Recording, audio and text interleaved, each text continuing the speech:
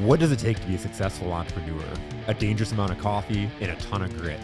My name is Jason Tracy, and every week I interview business leaders to share their stories, life lessons, failures, and advice with you. Welcome to Coffee and Grit. What is up? What is up? What is up? Welcome back to another episode of Coffee and Grit. I'm so excited. I've had this date on my calendar for a while. We've got Cara Ehinger back in the studio. This is her second episode. So excited to have her. And I think I've told Cara this a couple of times, but she is my most all-time listened to clip on LinkedIn ever. I think it was like a couple hours that people listen, like it was over 1,000 hours of view time that people listened to the clip on LinkedIn, which is pretty crazy because it was like a 50-second clip. And so it got distributed quite a bit on LinkedIn, but it was just a ton of value. And then Cara has brought her husband, Mike Ehinger, with her, and super awesome because Mike and I have shared many long rides and pizza and beer and have sang in a car together. So, you know you're close when you've sang in a car with me because I don't let everybody hear my voice.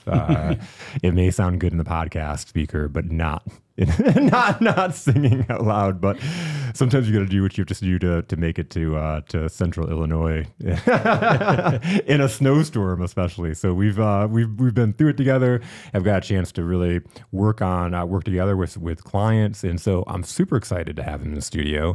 One, if you haven't seen, there's been kind of a theme with several episodes in the past few months. I've had some people that have approached me on the street and have said, "Hey, I've started a business with my spouse, or I'm working together with my spouse at home on a business, and how do you do it?" And so last week we had the Daylines on, or the Darlenes, I'm sorry, from Crosswinds Aviation. We've had the Buckellas. I've had several episodes recently of couples that are doing business together, and Mike and Cara are just like that, where they're working in the same house, and so we're going to dive into some of that and what that looks like, while also working on their own separate businesses. So stories are data of a soul. I'm super excited to jump into their story. So Mike and Cara, welcome to the studio. Thanks for having us. Yeah, thanks for having us. My pleasure. Like I said, it's been awesome. We had so much fun in the studio. I remember how you were so excited to do it again. It's Until super I funny. got here, and then I'm like, oh, do I have to do this again? It's super funny, actually. I just was I saw one of the old messages from the last. I think I sent out an invite for you to be on the podcast, and it was like my automation sent it out or something, and you're like, "Didn't we already do this? Please, God, don't tell me we're doing it again." I'm like, "Yes, we're doing it again." That's awesome. So, Mike, I know this is your first time in the studio, so I'm going to kind of kick off with you. So, you have a great wealth of knowledge and experience that's gotten you into the position in what you're doing in business now. So, I guess tell me about that. Sure. You want the background story? Yeah, then? what Sure. the month you were born. No, sure. Yeah, I was born exactly 100 years after Gandhi. Really? The day, yeah, but I don't think that has anything to do with the rest. That's kind of cool. It is kind of cool. Helps. So, Cara and I were married in 1995, and I was actually a teacher, and we began our family and started recognizing, that it was going to be pretty difficult to live on a teacher salary, and came up with a little side business, a side hustle to run out of our condo and then eventually our garage when we had one. And in a very good way, it blew up to the point where we eventually had, 50 employees and 8 figures in sales, and doing all this while I was still teaching. It was a little bit crazy. And Cara played a huge part in that and dealt with a lot of things that I either couldn't or didn't want to deal with. And we really loved being able to build this thing together. And just about all of our kids, we have 8 kids, and just about all of them started working at this company. Some of them when they were like 8, 9 years old, which is completely legal, by the way. If it's your own kid. If it's somebody else's kid, you can't be doing that. But and you know what? Just a great experience. And our kids learned to work at a young age, and we've heard from their ensuing employers like, "Wow, these kids can work," and that's really gratifying. That's so cool. That is so cool when you have a platform in order to help your kids grow and develop and get that experience. We hired a lot of our friends' kids and our kids' friends. We had a seasonal business that was very busy in the summer, and so we had a lot of summer hires that we made that way, and just really a beautiful experience. We also had full-time employees and whatnot too. It always, because as many rides as we take in, you've told me the stories, and I've heard these experiences. It always amazed me how in the world you taught school, had this full-time job while running this very busy business. Because I've heard the stories of going and picking up books and driving them across cross country essentially. When we first started the company, what we were doing was buying books from schools, or sometimes just taking them because they wanted to get rid of them, books that they were not using anymore. And I was a broker at first, so I would sell to other companies. We were early adopters of Amazon Marketplace, and that's really what allowed us to expand quickly. Not many other textbook sellers were, on that yet. And so it provided a way to build the company. I didn't need 100,000 titles, which you would need to be able to sell to schools. But if you have one good book, you can sell it on Amazon.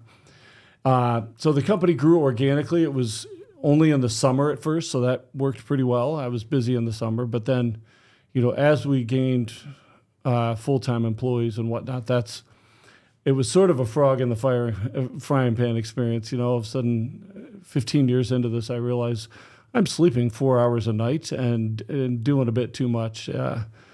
But, the Lord gives us grace, and I've got a good wife, and we had a great team. We were just very blessed, the people that came to work for us.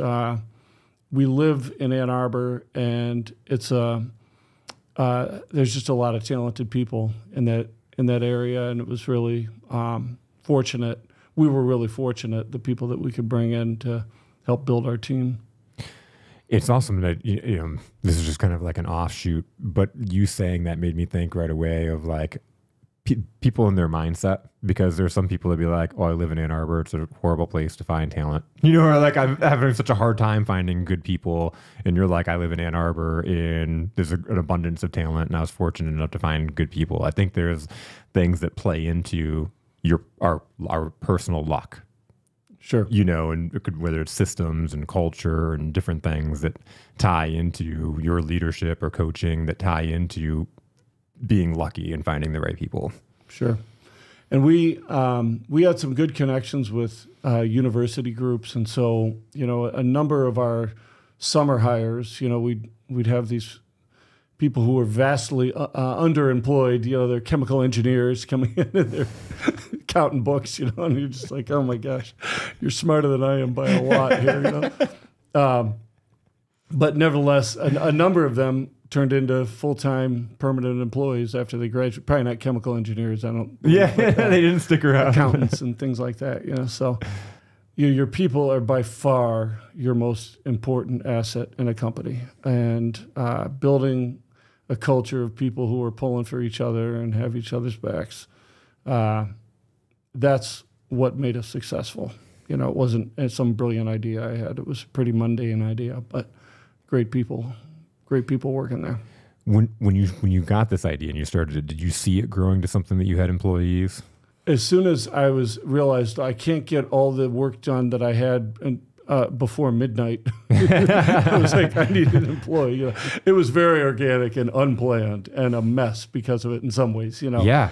And nothing terrible, but certainly sloppy. I didn't have an HR process, and I didn't. I was like, I'm sure we at one point had giant delivery trucks, like 24 foot, or no, bigger than that. These big tractor trailers just parking in our neighborhood, completely blocking the road for hours sometimes, because I didn't have a forklift. I'm like carrying these 50, 60-pound boxes up to the truck, 200 of them. And our neighbors were so nice about it. They could have called the police and gotten the zoning commission on us and shut us down. But so eventually we moved out of the house, obviously, and got our own warehouse and a forklift. I was going to say you got a forklift at some point. All kinds of stuff. The first one, we were neighbors to a company that had a forklift, and I traded them beer. I would buy them like 2 cases of beer a week, and they would let me use their forklift when I needed. It was like the best deal for both of us, So This is one of the best stories ever I think I've had on the show of like the truck pulling up and you're just taking them off. Oh my yourself. gosh. And you'd have to clean and jerk these things, like stack them 3 high. And I'm just shaking, you know, it's like, it was challenging. But was the truck driver getting pissed by any point? Because he's like, he's got to go. Like, there was one guy who was like a bodybuilder, and he would move this. He would help me move the stuff. He would move it extra, like on purpose, just to get his workout. But some of them were like, "What are you doing? Don't you have a?" I was like, "This is what I got." Like, And I don't know he's what to not say. telling the story of the kids and me being at home just saying, please, Lord, don't let the truck come before Dad gets home. Because there's no way at that point Right, any an of us were 8-year-olds. lifting any of those. the whole family if joins in prayer to make sure the truck doesn't show up. Don't play in the street a couple blocks away. Don't move, you know. It was terrible. That's so awesome though, because you're like, again, you're kind of flying by the seat of your pants, and that's where all entrepreneurship starts most of the time. You have this idea, you have no idea. How did you even come up with that idea? It's a funny thing. Cara and I had some school loans, and we're living on a teacher salary, which wasn't great. And we went to, I think they called themselves a debt counselor. Our student loans weren't crazy, but it was, you know, we were like, how do we pay this off faster? And the person was just like, this is not like the kind of client that I'm used to. It's usually people with credit card debt and all this. We You had a can't- budget, you know. you We can't showed make- him our budget. Yeah, I think he said, you can't spend any less money than you're spending right now. You have to just make more money. And I was like, all right, you know. And so I learned about this. Somebody had an ad posted in like our union magazine, the teacher union magazine, and I responded to that, and it got into the industry that way. But it's a complicated story, but Yeah. so it was just an ad in a newspaper. But then it got my brain rolling of like what the opportunities were, and you know, often it was just sort of one step at a time and very organic. And as you know, organic stuff can grow kind of funny. You know, it's not well planned, and so we had challenges because of that. But I wouldn't trade it for anything. You know, the experience of building that together. At what point in that growth and I guess we can even, I've had, you know, we've talked about EOS quite a bit on the show, but for new listeners, like, what is EOS, and at what point did that make sense for you guys? Sure. So a friend of ours, his name's Andrew Davignon, and he had been an accountant at Plant Moran, which was our accounting firm. We got real accountants and everything eventually. You know, we weren't like just writing this on sticky notes. And he had worked for us also in the summertime. He was a college student working for us, and he had read this book, Traction, and I think I was on a retreat actually where he was there and said, hey, there's this book I think you should read. And so he introduced me to the book. I got it right away and read it, and I just thought, oh my goodness, I wish I had had this 20 years ago, but I have it now. And so I brought it to Cara and to the rest of what I learned was my leadership team. I didn't call them that then. Yeah.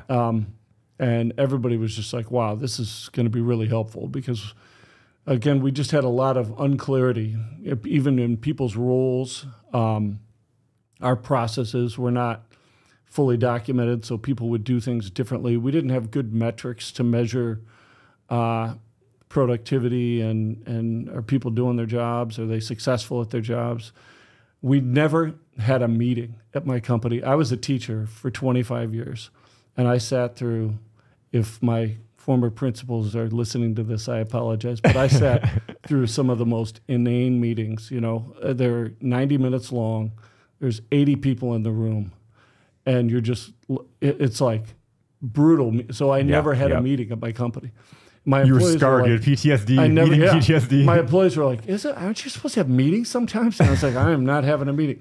But when we read Traction and adopted the system spelled out in it, EOS, I thought, okay, this is actually a way to run a meeting. Yeah.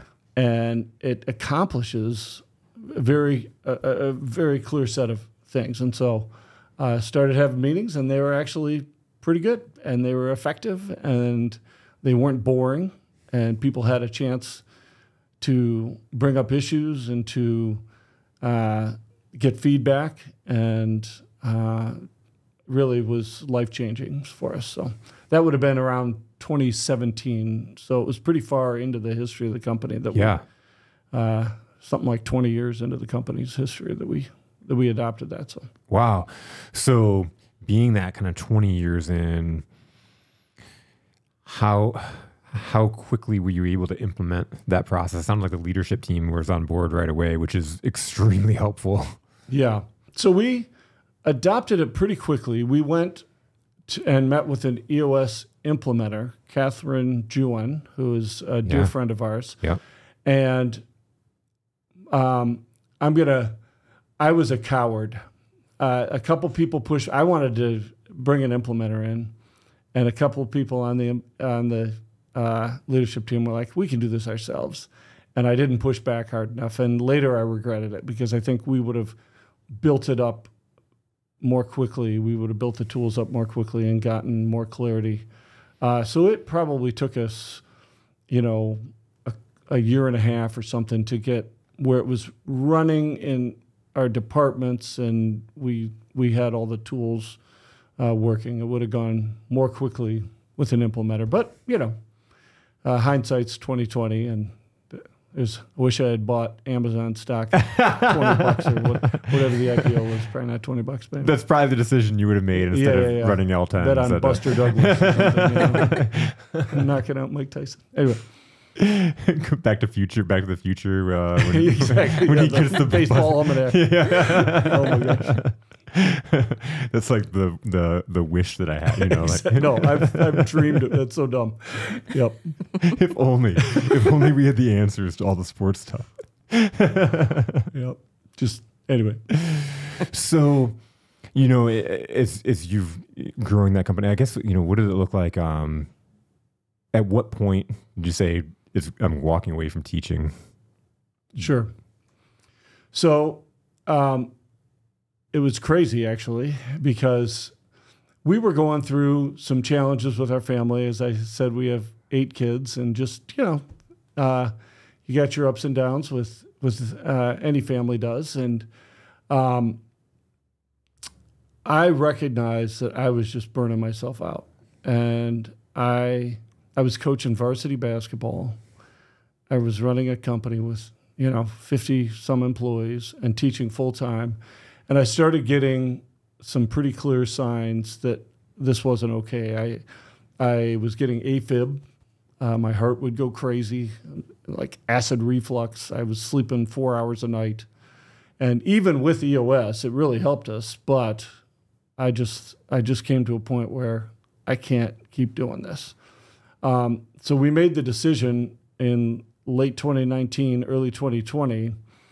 And you might remember there were some world events. That's some great timing. Yeah. So we sold the company in March of 2020, which was crazy, like even just the physical part of it, like signing documents and stuff like that was a challenge. And also the volatility of the government had closed all of our clients. So it was challenging, but it was the right call. And I also retired from teaching at the end of that year, which I was, my fellow teachers who taught through the next year, where they're sitting with an iPad and like 12 kids wearing masks and all this. It was just like, I'm pretty glad I didn't have to go through that, 2 things, kind of getting out at the right time. Yeah. It was. Because we can't predict. We could never predicted what was about to happen. Exactly. No, I know. A friend of mine is an epidemiologist, and in December of 2019, he said, short sell airline stocks, because this is the one he predicted. And I was like, oh, I wish I had taken his advice. Yeah. I didn't do it. But wow. So, what a transition. You go from really burning the candle on both ends to retiring from teaching and selling the business. What does that all look like in that, changing landscape of your life? Sure. So Cara had become the integrator. Everybody pointed to her as the obvious integrator. Yeah.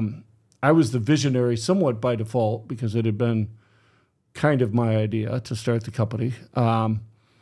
I stayed on and helped the new owner. They were out of state, and there's some reasons it was going to be helpful for me to be there. Stayed on for about a little over a year. Am I getting that right? Or a couple? I think so. Yeah, somewhere in that range, year and a half. And then Cara started our fractional integration practice, and like any good, business coach or whatever you want to call that, she took every client that would take her. So all of a sudden, she's got 6 clients, and I'm working this full-time job, and we're like leaving our kids at school and stuff. And so we were like, okay, we need to right-size this again. Yep. And I left the company and came and joined her, and actually got a real kind of sabbatical for a few months where I took one of her clients. That was the one that we worked on. Yeah. And she graduated, so we kind of right-sized that. And that's what I've been doing since. So.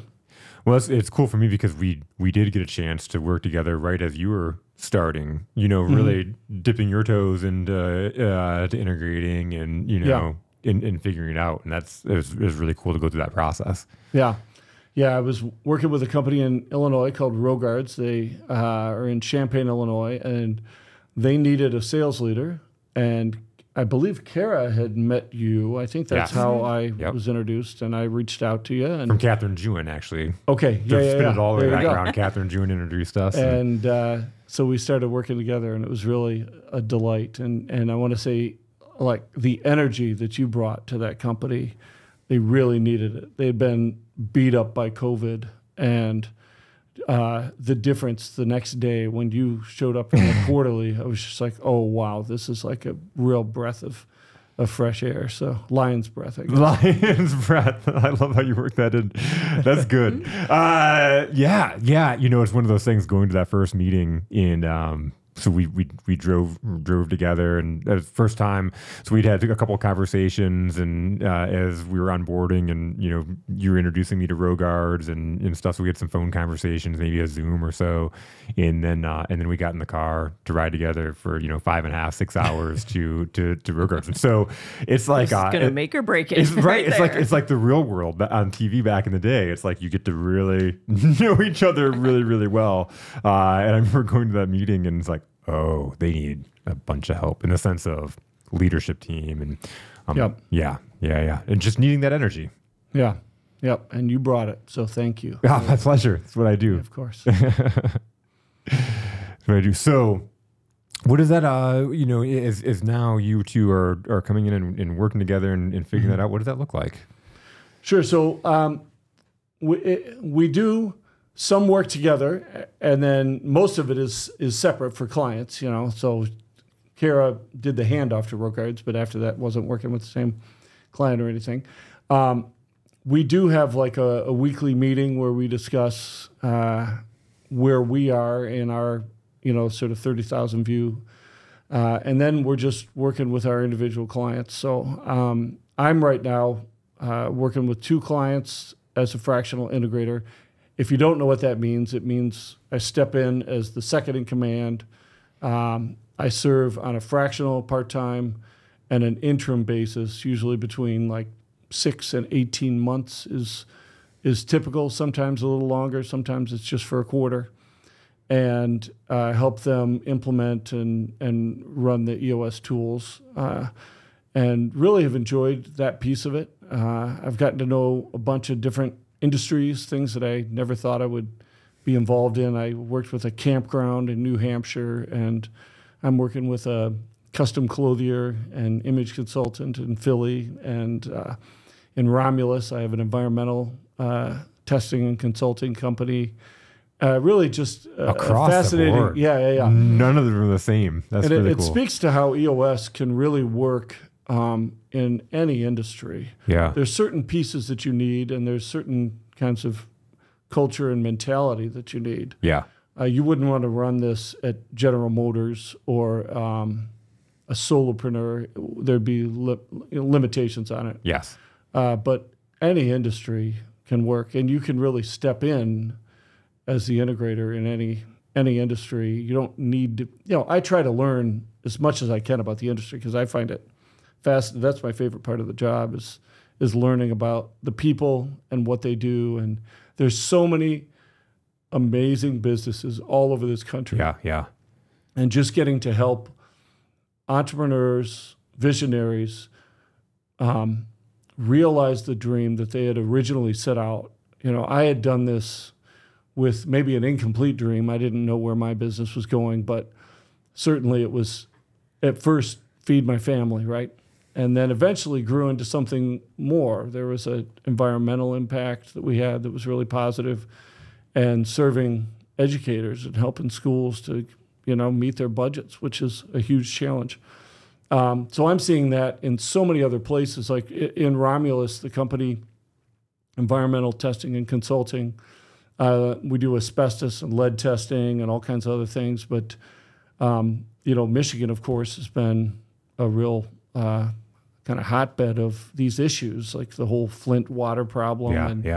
The number of abandoned homes in Detroit that have, you know, they're abating, basically taking them down. And so it's really an impactful company that does great things for our world, and there's a bunch of great people there. Working for Henry Davidson that's the company name, not a person. Yeah. The owner's name is Brian Lipstein in Philadelphia, and they do image consulting, and they make tailored menswear, which I never thought I would. I'd always bought stuff off the rack at Kohl's, you know. Yeah. And they put me through the process as part of my onboarding. And it completely changed the way I thought about myself and the way I presented myself. And they put me in a couple of suits that actually fit. I'm 6'7". I always had these boxy suits that were either too short or too wide. And it has changed the way I feel about myself. It's really a cool experience. And there's millions of other stories like that out there. And so I just love the opportunity to be able to help visionary entrepreneurs, you know, fulfill that dream. They're out there. They're making a difference in the world. They're not just somewhere where people go buy clothes. They're somebody that you're literally, that's self-confidence. It's that whole mental image. You know, it can change somebody's life. Yeah.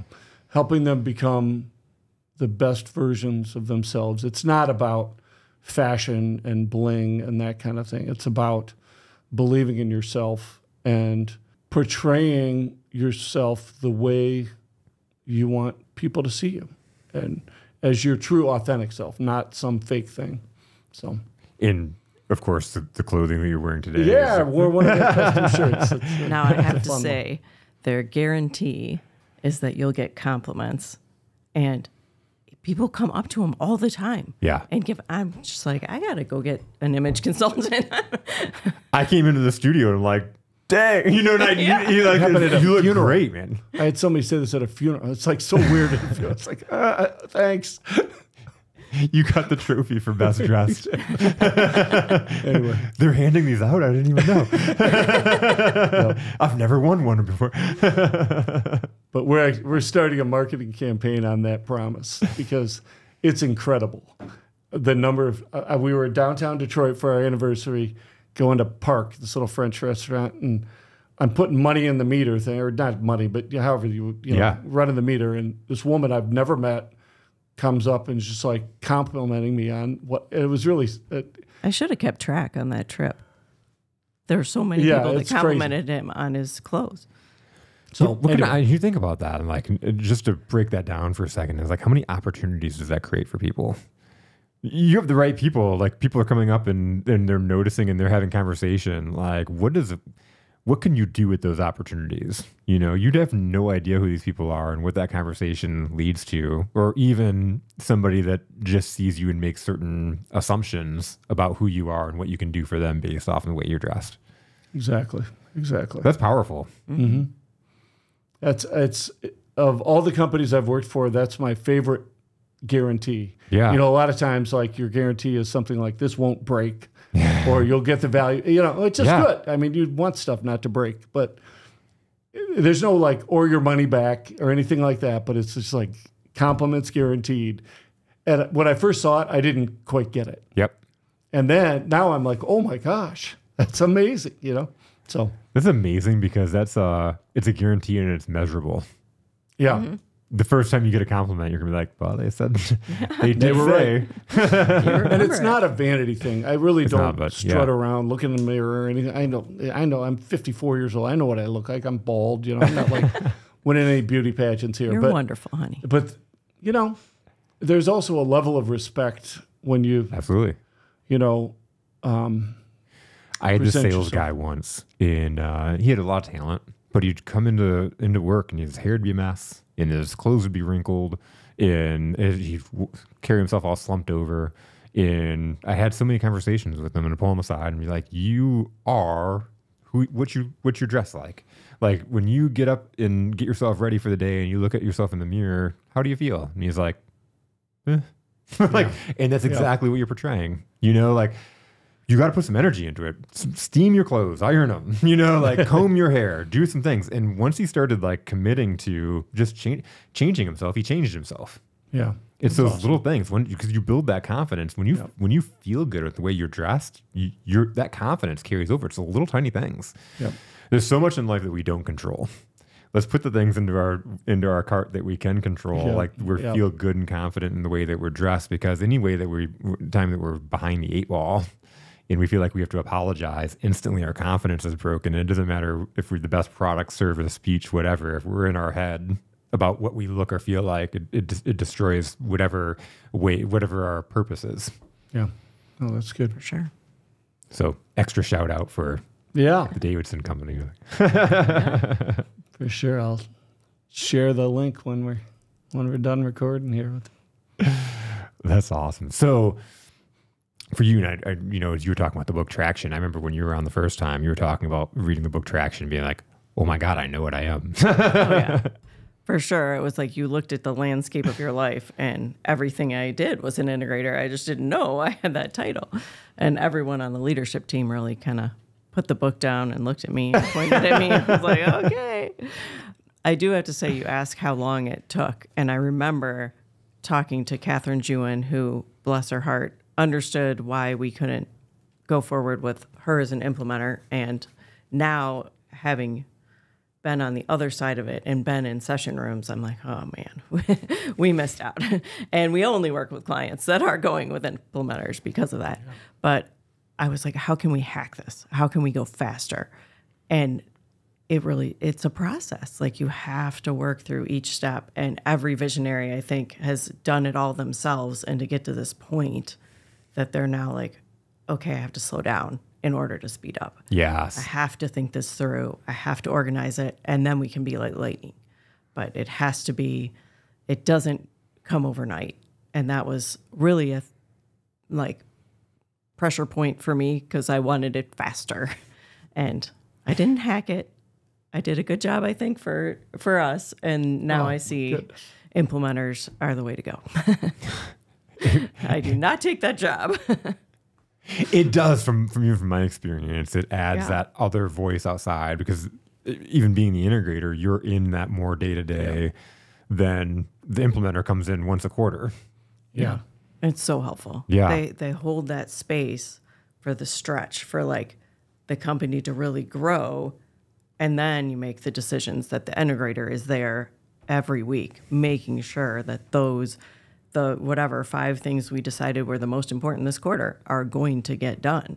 They're not, just coming back in 3 months saying, oh, well, we tried. Yeah. There's somebody keeping the cars all going on time. Well, that's the huge part, because we talk about meetings. You talked about meetings. We've all been to the meetings, throughout our career, where it's like, and it could even been a good meeting. And I remember leading meetings, and I used to, like in my young leadership career, I guess this is a good example. My boss or somebody would ask me, how did you think the meeting went? And I'm like, it was amazing. I did this, and I said this, and it was all this, and like, oh, things are going to work. And then like the next week is like, what happened? That motivation went out the window. I didn't follow up on anything. Nobody had to do, so there was nothing that I could even follow up on. Like, it was just a bunch of motivation and energy, and then we left like no plan, and then come back and like, what's going on? So it's like, now I judge a meeting a whole lot differently. Than it's not just, does it feel good? Right. And I think as an integrator, that's the big coming in as a fractional and running my first L10, in each case, it's the person that says, great, we've had this discussion, let's move to next steps. Who's going to take the action? Who's going to take the to-do? What are we doing in order to solve this? And that's when kind of everybody looks around like, oh, that's the part we missed. Yes. We weren't doing anything about it. They talked about it for 2 years, but no one said, what's the next step? Who's going to take the to-do? What are we? Yeah. Instead, it probably goes into another level of complaining, right? Right. About what is, as opposed to... We talked about this last week, and nothing happened about it. Well, yeah. Crazy, nothing changed. Yeah. And the number of times I've brought up an issue at a company when I was, especially when I'm new to the company, and they'll say, yeah, we've talked about that. I'm like, we haven't solved it. It's still happening. So let's solve it. And there's a belief that it's impossible to solve. And there are very few issues that companies face that are impossible to solve. A lot less than people just have a stuck, fixed mentality that this is what it is. We can't get better at this. And showing them that that's not true is a really powerful thing. And just talk about building confidence, solving an issue that's been a rock in their shoe for 2, 3, 10 years and making it better. It's like, oh my gosh, people come to work happier and they are more productive. And it's really a remarkable thing to see that transformation. So powerful to supposed to just see that again, to see that change. I love from that consulting piece, and this is kind of the same thing we're talking about here, of like when you can come in, they're in the weeds, right? Like they have the limiting beliefs around this challenge is impossible. We've been talking about it for years. Nobody's ever been able to solve it. You can come in from that space where you start to understand their business, but you're also looking at it from a different angle, and you take away those emotions. Yeah, I think I learned first from my lovely wife, and I've learned it myself as well. I think especially coming in an interim basis, and the fractional piece doesn't matter so much about this, but when you're coming in knowing that there's an end date, there's a level of, like, I'm not worried about getting fired. And I can say some things that people who are worried about that don't want to say. They don't want to stir the pot. They don't want to, make somebody mad about whatever. It can be bringing up a people issue or bringing up something that the visionaries. I've had to speak to some pretty wealthy, successful people, some hard truths, like, you're doing this thing that's super destructive, and you need to stop doing that, or your company's going to fail because of it. And there's a real freedom, and people respect you for it. The result is not that you're the bad guy. Typically, it could happen. And if it does, so be it. I think the thing from our standpoint, from a consultant standpoint, to get over that fear is understanding that if it does backfire, it's not the right client for you. Yeah.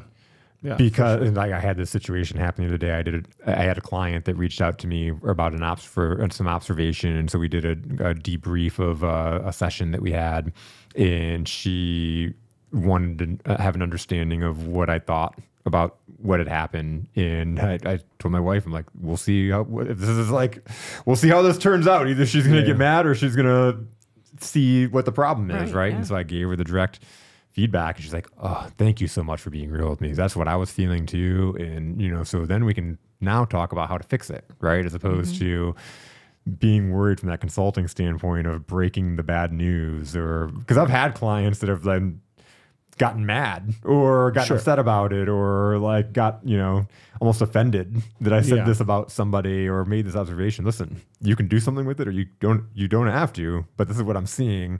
And sooner or later, you're going to have that issue. Yeah. No, being able to step in with an outside perspective and with experience in multiple teams. I've worked with a bunch of teams now.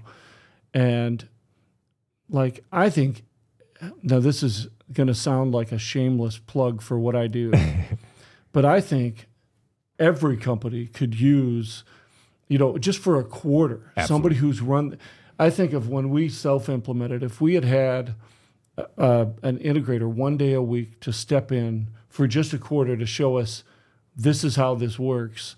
And the number of times when we were self-implementing, we kept saying, is it okay to do this? Like, are we doing this right? And we weren't sure because we'd go back to page 78 in the book or whatever. And Yeah, it was I like, had that book. Like, I should have brought that book. I have the book Traction, but You I have all should the have sticky notes all like Yeah, I had it cut and spiral bound so I could have it on the table in front of me and I wouldn't have to keep holding it down. Oh, yeah. And I had the book and I literally in the meeting read what they said to do and do the thing and read. But I think the challenge too, if you're a company that starts with an implementer, which is totally the right way to go, the integrator, if you have one in your company, hasn't ever done it. And they're like, you're the integrator. And so, like I did, they try. But to have someone come model that and show them, okay, this is what an L10 looks like. And thankfully, we've been really blessed to be at the table in so many different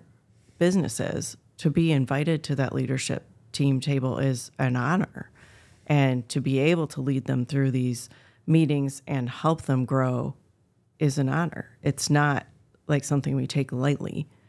And, like you said, it's a different world after a meeting here, and they love it. And I was with somebody who had seen the first L10, new employee, and he was standing by the wall, like really kind of shook. And I was like, "Are you okay?" He's like, "I've never experienced a meeting like that. Like, we got stuff done." And and then, the next day he had like all these books and he was sending them to the people he used to work with. It's like, there's a better way. There's a better way. That is awesome. I've seen that where EOS has been an attraction for employees, especially people that want to go to that next level. Yeah. People that want to grow in leadership. And I had a client that I went out with the business development guy on a sales meeting, and one of their regional managers or area managers were there, and he had said afterwards, we were doing some debrief about the presentation and stuff, and the area manager said, we were talking about EOS because that was part of his presentation. You talk about the benefits of joining this company, and you talk about the EOS piece, and we were talking about it in our debrief. And the area manager said, the reason why I came and work for this company is because of this. He's like, I'm serious about growing my career, and I want to be a great leader, and to have a company that's so committed to a system and a process and a way of being, and we can come to a meeting and have a voice and go through the issues and have that level of responsibility. It's taking my career to that next level. Yeah. I would say also, like, it brings tremendous value, tangible value. Every company should have an exit plan. That's one thing I didn't do as a business owner. I didn't think that through from the beginning. I was just like trying to eat and, live, more than eat, but you know what I mean? Yep. But a company, and I think every company should have a system. If you don't run on EOS, find a system that works for you. And it's not for everybody, but you have to have a system. And when you have that, when you've got your processes documented, because EOS isn't L10 meetings, obviously we know this, but it's a bunch of tools that work with great synergy to make a company strong in all those components, right? And the data component and the people component. And when you've got those things all working well, a business valuation is going to look at that and say, this company doesn't need the owner to be doing everything to retain its value. And I think that's one of the best things that it brings is, that valuation piece that you don't always think about when you're starting a business just to run a business. I didn't think about it. I know I should have, but. Well, and think about it. How many businesses out there are more than just their owner? Like if their owner died, walked away, got hit by a boss, whatever, that now they're done. Yep. Yeah. No, it happens. Angelo's, downtown Ann Arbor, lasted a little while. Do you remember? Have you ever been there? It was this tremendous restaurant for breakfast. And, the owner died, and they tried, and they held on for a little while longer, but eventually shut down. And that happened so many places that Well, and you're a music guy. It's like the lead singer dying. You know, if you're Right. you're a music guy, so Yeah. it's like the lead singer dying. You know, Right. like you've seen the bands where the lead singer dies, and they try to put it together. You know, they try to put the reunion band together, but Yep. it's just not the same. Yeah, for sure. It's the visionary. Yep. But once that's all documented and you've got tools and you've got people in the right seats, that if there's a viable business, business model, Yep. that can go on, and it can be handed on to the next generation or sold to, somebody else who's going to take it, to maybe a different place, but it can be successful still. But Yep. without that, yeah, I don't know. I'd like to see the statistics on it, but I bet they're abysmal. Like how long entrepreneurial companies last after the owner dies or sells. That's what I'd love to see that stat for Yeah. sure. I know, like third generation, for example, is usually where it goes downhill, and there's I think a lot of reasons that play into that. But that how many of them make it past the first generation? Yep. Yeah. It'd be very challenging. I don't think any of my kids wanted to be a textbook salesperson when they started in that business when they were 9, and they were okay when they were 25. There was no sentiment to move on, but that's okay. Well, you had said like that next owner, whoever you sell your business to, take it to the next level or do whatever. But at the end of the day, who cares? Like you sold it, you get out, and there's probably some emotional standpoint if you Sure. see your company go backwards or that kind of thing. But at the end of the day, you were able to sell and get out. And Sure, exactly. so A lot of business owners also struggle with what to do after that, though. yeah. There's the Exit Planning Institute does a lot of good work in that, just being able to recognize not just the financial part of it, but the psychological part of, like, there's a loss. It's not quite absolutely. your baby or your family, but Well, depending on the person, though. Yeah. Because some people do look at their business like their baby. Like some people spend more time with their business than they do their kids or their family. Yeah. I was watching a master. Not you, but people with different values. More time, yeah. maybe. Yeah. I was watching a masterclass. The founder of Reddit, and I'm forgetting his name, but he's got a masterclass on startups. It's really good, and he talked about that, and he's has sold. Now he's in investing, but he said, now that I have a son, I get that my business is not the same thing, but before that, all of his identity was wrapped up in, I'm the founder of Reddit, and it's easy to let that happen. And you have to be prepared for, what am I going to do now? Yep. And how am I going to, not just what am I going to do, who am I going to be? I think that's a real challenge for a lot of successful people. You see athletes or, when they have to move on, they get pretty depressed, Yep. I think they have to learn, or they have to seek out help learning to run to something rather than just running away. Having an understanding of who are you is a good one to even start with. Exactly. If you sell your business, I think there's probably a good reflection period of taking a little bit of time to really understanding who you are, unless you have a good understanding already. But a lot of people, they've just been working and grinding and building this business. It's now that time to be like, who am I really? I'll use the example. Like I started my business. I've been in sales for over 20 years, and I started this business, and sales was kind of the easy entry because of my experience. And then as things have grown, like, is that really my hyper focus now? I don't know. Like things could shift and change as you grow and evolve. Yeah. The EOS life, there's a set of rules for the EOS life, and they're doing what you love with people that you love, making a big impact, being paid appropriately, and then having time for other passions. And I think that last one is so important. If you've worked, the proverbial like party store owner or something who's working 90 hours a week and that's all they do, and they wouldn't know what to do with themselves. You know? Yeah.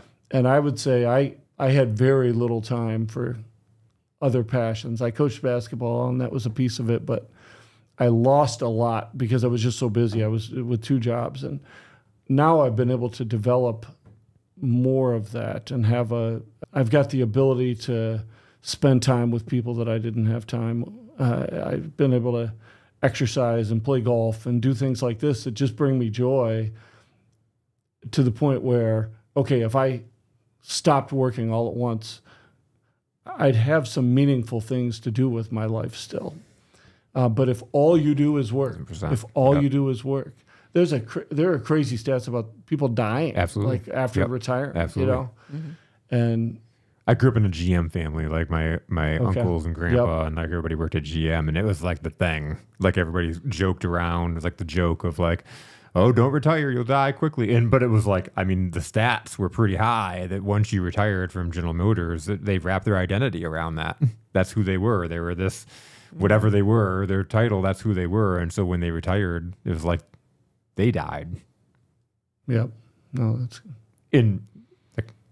they usually died right away. Yeah. Right. Yeah. Because they didn't have anything to live for. Yeah. And who knows? I don't know I'm not a, heart doctor here, but what the heck is a heart doctor called? What is like the mind is a powerful thing. Cardiologist. Yeah, the mind is a like a powerful dummy. thing, though. Oh, for sure. Right. It leads to that depression and everything because you're out and wandering and trying to figure it out. And you had mentioned earlier, and I, kind of talking about this, you mentioned earlier, like when after you sold the business and retired from teaching, that you took on a client, but you also, and I remember going through that, like talking about it, but you also took time for yourself too. Yeah, and I needed it. I was really burnt out.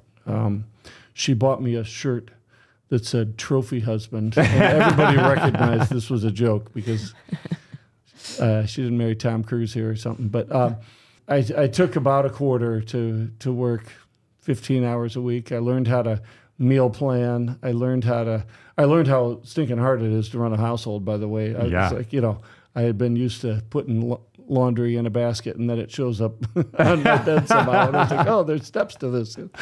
So it wasn't like I was doing nothing, but I was not doing what I had been. And it was really, I think everybody should have that experience if you can, that's why people need vacations, that's why people need weekends, people need time at home. But to have that for a little bit of an extended time, I needed it, because I remember every year teaching the last day of school, like all the teachers are pretty stoked, and there's a party and everything. And they're just like, and they're going back, they're going for 10 weeks typically. And I was going to work the next day. You're like, no celebrations here. It's different. I was glad school was done because I'm down to one job, but, so, and it's all good. No complaint, but. Yeah. But there is a huge value to taking that time. Yeah. In running the kids to the appointments, and you have 8 kids. Yeah, absolutely. A couple of them are grown and out of the house and married and have their own kids now. But yeah, we've got 3 married. One who's getting married this summer, and we've got a couple of grandkids now. So that's fun. It's really we have a good life. It's so awesome. I'm thankful. It's so awesome. I've been watching, obviously through the process of knowing you, you've had the 2 grandkids since I've known you too. So it's pretty cool. Yeah. It's as good as everybody says. It's hard to describe it until it happens to you. But you hear people say, it's a lot like having kids, but it's so much better in certain ways. And now I'm like, oh, it's not the pressure. It's not the relentless sleepless nights. And, you get all the good stuff. Mm-hmm. Yep. We had 6 kids, 8 and under at one point. And I remember I was in a meeting with the special ed director at my school district, the 2 of us, and I fell asleep in the meeting. There's 2 people in the meeting, and I wake up and I'm just like, oh my gosh. And she just laughed. She was very gracious about it, but it was embarrassing. I fall asleep at red lights and stuff like this. So. It's the years of making it through. Yeah, I was sleeping 4 hours, So Cara, and I'm so interested because we haven't even talked about this, but I know you started a new venture, new business since the last time you were on. So I'm excited to dive into that a little bit. Yeah. So I have found that it really is my passion to help people one-on-one. When we're jumping in as the integrator, we work with each leadership team member one-on-one and run the L10s like we've been talking about. But in those one-on-ones, I was really seeing transformation, and I had been following the work of, and I brought her book so everybody can see it, Mary Pat Knight, and I've been asking her, could you please make a certification program? I want to be a humanized leader. And I was able to do that. And she let me be the first one. Oh, super and awesome. in the fall, I will be, she has always done her coaching on a corporate level and wrote the book. And then it's just kind of like the grassroots people are saying, but I want it. My corporation isn't, funding this. I want to do it for myself. And so in the fall, she'll be starting a cohort of people, and I'll be helping to lead that. People who want to bring this to their own life first and then potentially their company. And That's this so cool. is helping leaders see, we all know there's drama at work, but where is it? How can we help and make a healthy environment at work? And actually it all really comes back to your personal life as well. So I was finding transformation using her principles, and then now I get to use them more one-on-one with clients and watching that transformation happen over a course of time. So it's great. That's awesome. That is so cool. I love the one-on-one coaching too, and seeing that transformation, when you start somebody off and then kind of Right. the light bulb moments as they get it. Yeah.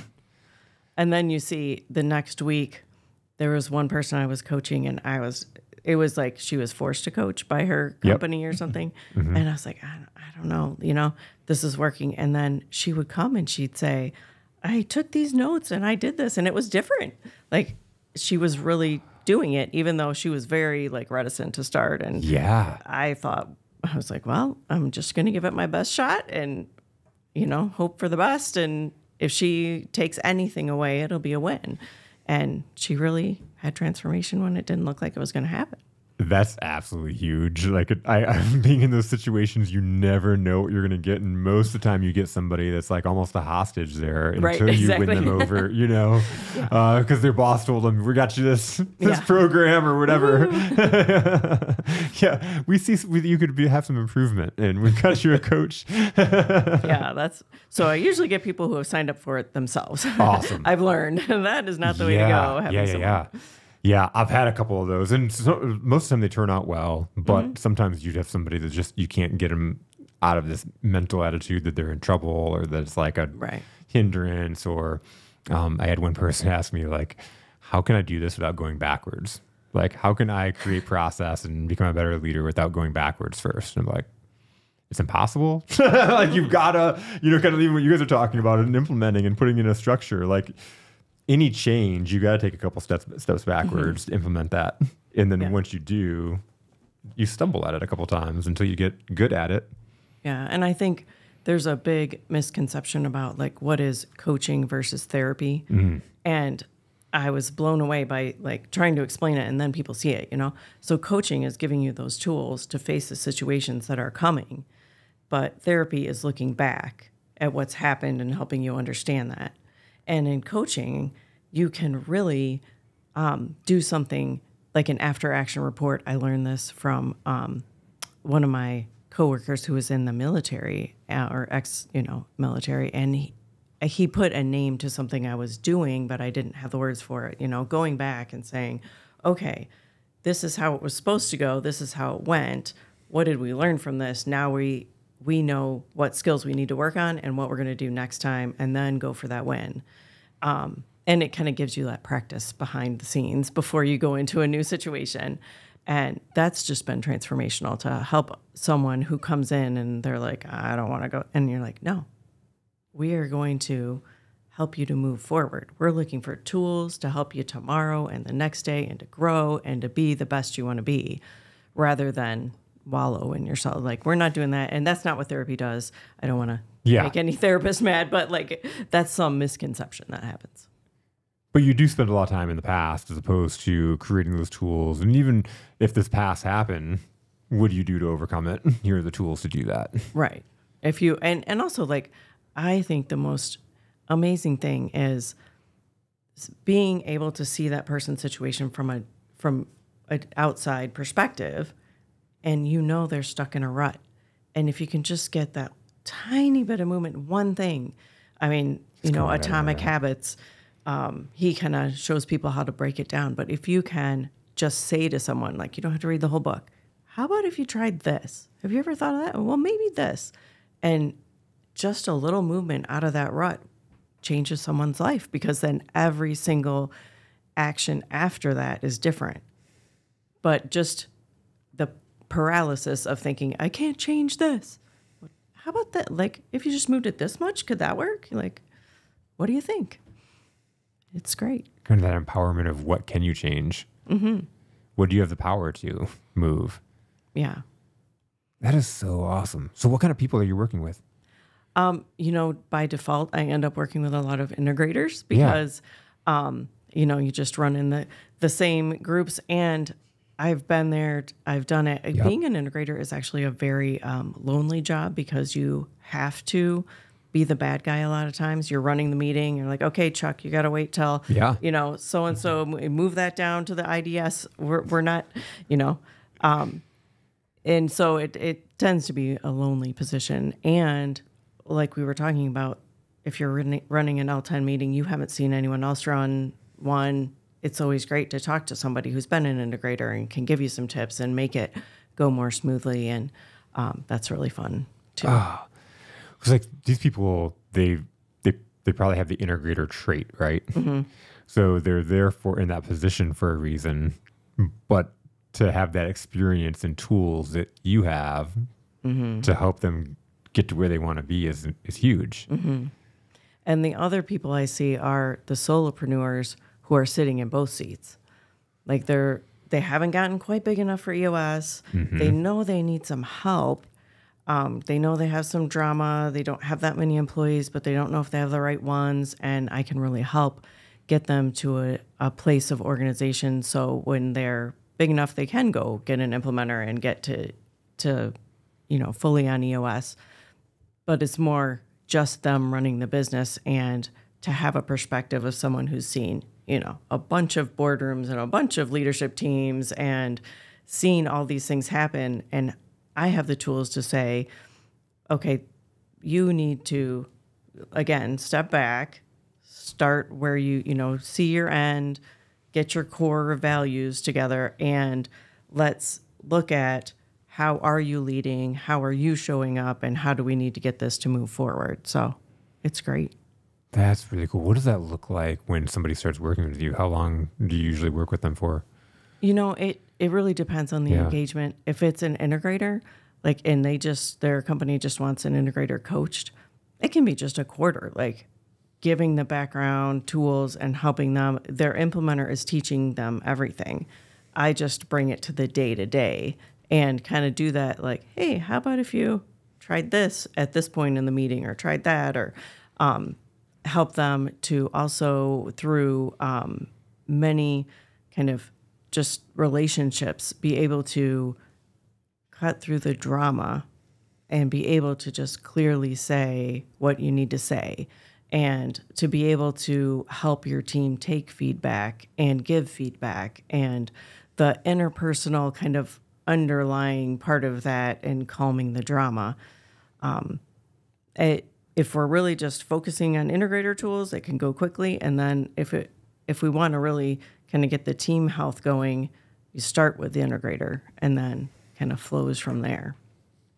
That's classic. When you get in there, and that's with my coaching too. It's always how do you recommend that end, or that right. process? Because it always depends. It just depends on the person and where they're at in the process and all that stuff. Where how far do you want to go? How far do you want to go? That's exactly it.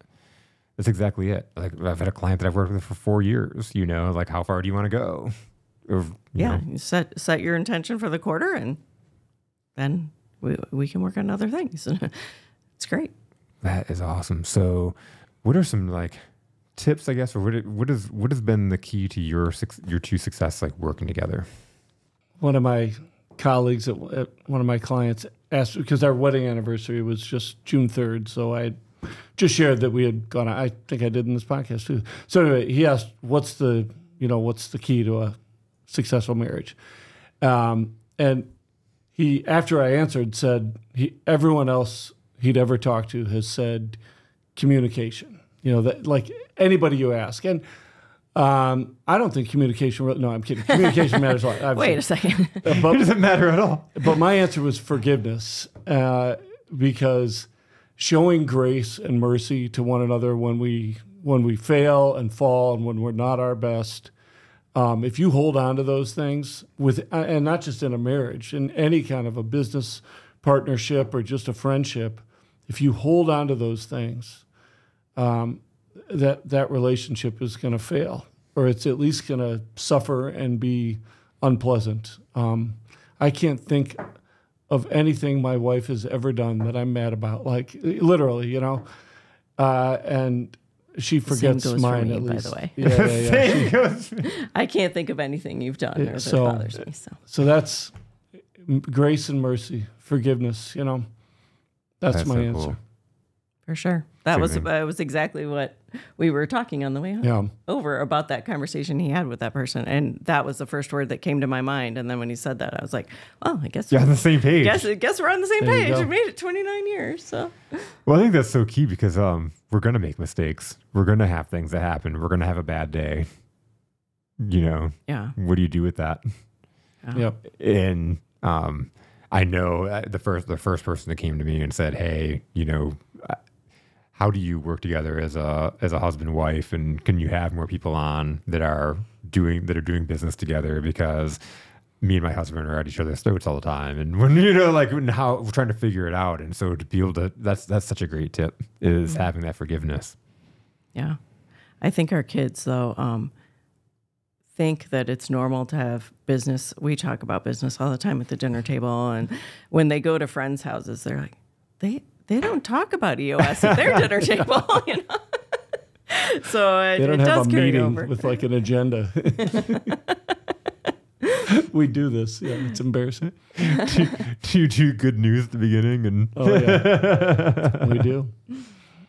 What an effective way to start a meeting, by the way. Oh my gosh. In the sense of like most meetings start off with the water cooler, this is more like a focus, like that's positive focus.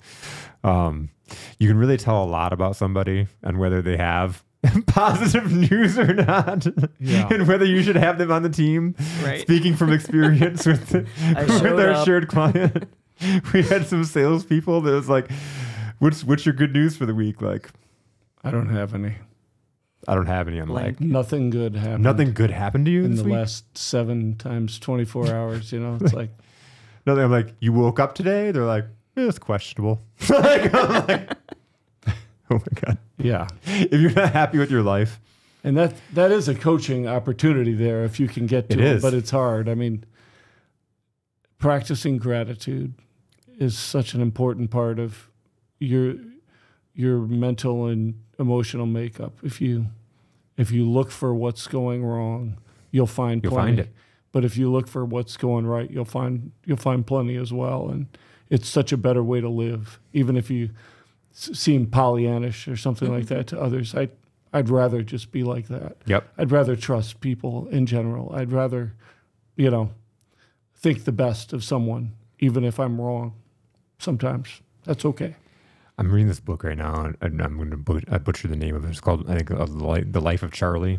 It's about this. It's a newer book. It's about this guy that lived to 107, and his neighbor ended up meeting him at some point and just spent a lot of time with this guy and hearing his stories. And so this guy wrote a book about his life, and this guy is like the real life Forrest Gump, right? He's like just lived through life, and he has these incredible stories. And so I'm like halfway through the book, but the overlying message is that this guy lived through just some brutal times. Like it wasn't like he had an easy life, but like as he retold his stories, there was never any like doubt or negativity or fear or like, oh my God, I can't believe I made it out of this. It was like he just constantly had this like resilience and grit and like positive attitude, grateful for his experiences. And like, I haven't made it to the end of the book, but I can tell where the author's going is like, when to live a successful life, you have to have that outlook, you know, and you have to be grateful for the things that you have as opposed to, the day sucked because of this. And because what you look for is what you'll find. If you're going around and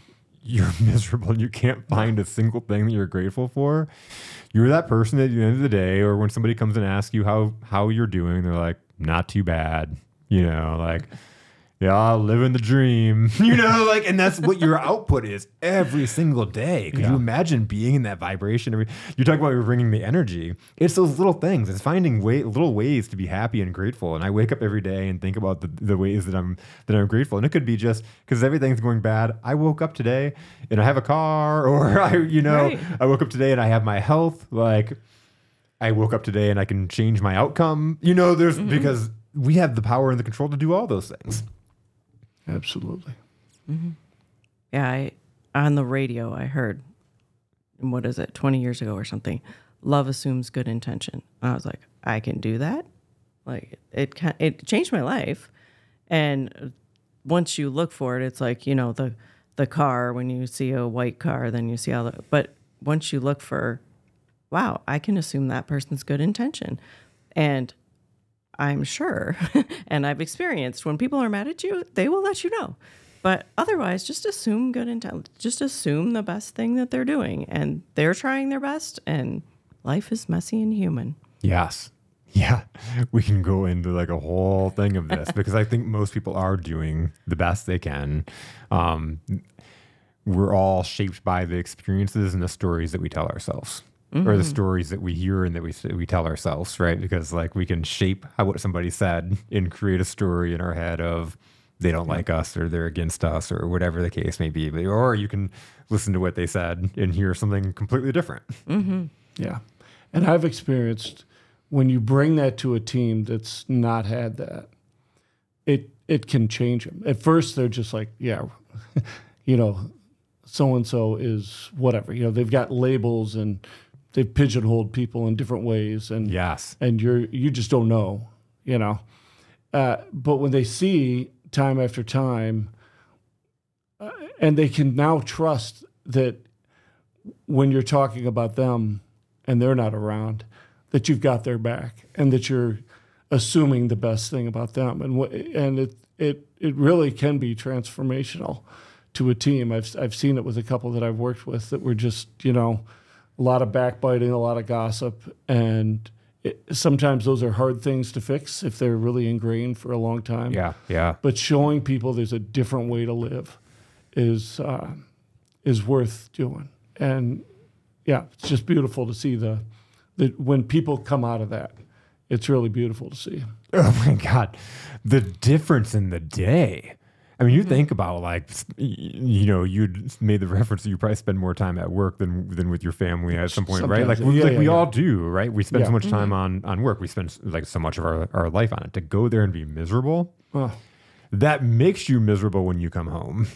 You know, Gracie had a job that was just, the culture was rough, you know, like she always got overlooked, like, there's a certain box, you know, and she came home miserable all the time, and it created friction in our life. Yeah. Oh, for sure. You know, when she's coming home with a certain energy, then it's like not just me, it's on Jackson, it's on, you know, same thing if I came home with you know, having a bad day or a bad attitude, it infects everybody. And then that's just your day.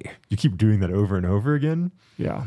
That just becomes your day. And go back to the 5 parts of that EOS life, you know, doing what you love, with people that you love, you know, when you're doing that, it makes, life is too short to not do that.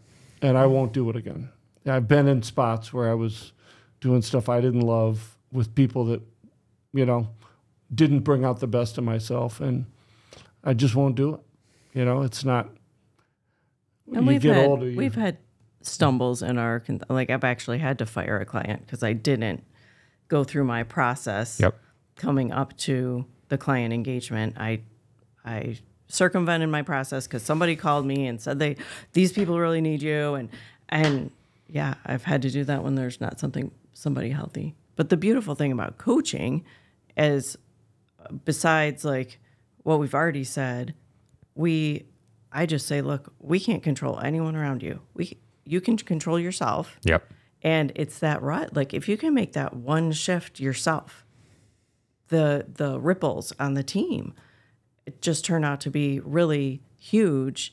And they never would have found them if this one person just, made this change, whatever, decided not to speak poorly of someone that day, or just made one small incremental difference in their life. It changes the whole outlook on everyone. It's like the butterfly effect. Yeah. It really is. Like you go and you just make little changes and it impacts so greatly. This has been an awesome conversation. Like I'm so glad you two came down and were able to join me. And it's been fun kind of going back and forth. No, thank you. Can I express some gratitude here? Absolutely. So first of all, to you, Jason, you brought, as I said, a breath of fresh air when I needed it at a time, Yeah. And being able to come to your studio. You're so good at this, by the way. You really Agree. are excellent at drawing good things out of people. I'm thankful to God for giving me the best business partner anybody could ask for, and my wife. And there's a couple people I want to give a shout out to. Gino for coming up with Here we go. Gino? We'll tag Gino in. He's made a huge difference in so many Yeah. people's lives. I've met him once. He doesn't know who I am probably. But very thankful. And a couple people brought us into this. Like when we left our company, we didn't know like exactly where to go. So Cara, you share that briefly. Oh yeah, I was just really blessed. You know Christine. Yep. Yeah. Through a series of interesting phone calls when I was, exiting our business. I love this EOS world and I wanted to know more. And Christine was a beautiful piece and took me under her wing and mentored me. And my life would not be what it is without her. So that was wonderful. She's also a fractional. We're part of a group called Truify, and they've given us a place to do what we love to do with people that we love. And so for Rick, who founded it, and Christine, who brought us in, just thank you. Super awesome. I'll have Christine on. I was just trying to think. It's either August or beginning of September. I can't remember when. Oh, cool. Oh, Yeah. that's going to be great. She'll And be I great. should shout out to Mary Pat Knight, who wrote The Humanized Leader, who's allowing me to be the first certified humanized leader. So Super. I actually did read the book because Christine, when I was working with her in Populist as a client, and that was one of our readings that we did for a quarter. So awesome. super good. But I was reading it and I was like shaking my head the whole entire time. Like, yep, this is exactly how you do it. Yeah, it's great. Yeah. Relationships though, right? Like I got a chance to learn. My first EOS client was with Christine, and just being able to learn that kind of like somebody reminded me, pure way, of running like the L10s and, just going through the process. It was awesome. I got to learn so much from that. So cool. Thanks for giving us that opportunity. Oh, my say pleasure. My pleasure. Thank you. It was a pleasure, like I said, getting to work with you. I'm telling you what, for people, like, you talk about things you can't control. So me and Mike, we're setting out to go to a quarterly meeting out in Champaign, Illinois. It was either quarterly or annual, I can't remember. And it was like, was it January? It was in the middle of winter. And it was like the worst snowstorm. So we're driving. Truckers screaming at us for no reason. It was great. And that was at the end You of were our singing trip. too loudly. So we set out on the road in this snowstorm blizzard. It was like raining and freezing ice. So literally all the way through Michigan. We drove 15 miles an hour all the way through Michigan. We were so excited to get to the pizza. The pizza and the beer. We like sat there and huddled there for a minute and made it all the way to Illinois, or all the way to Illinois. And then this trucker starts yelling at Mike and hanging out his window and screaming at us. We're like, what do we do? I had clearly done nothing. Besides eat an entire large pizza. Anyway, You talk about some adversity though. That was a trip. Business travel a challenge. But we made it. We sung a lot of songs, and I think that may have been the trip on the way back that we did the audiobook, which I ended up finishing by Cormac McCarthy. I introduced him to Cormac McCarthy. Geez, the one with the No Country. No Country for Old Men. Yep, that was so good. That was so good. I ended up watching the movie not long after that too. But anyways, thank you both so much for coming down here. Thank you for the shout out. I really appreciate it. It's been awesome knowing you two and calling you friends. And I look forward to getting this content out. Absolutely. Back at you. Thank you. My pleasure. All right. Thank you.